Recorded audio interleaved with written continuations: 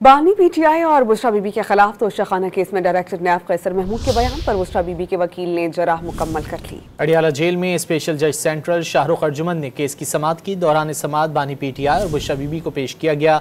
मुकदमे में मजमूई तौर पर 7 गवाहान की शहादतें कलमबंद की जा चुकी हैं। केस की समाअत मंगल 28 जनवरी तक मुलतवी कर दी गई।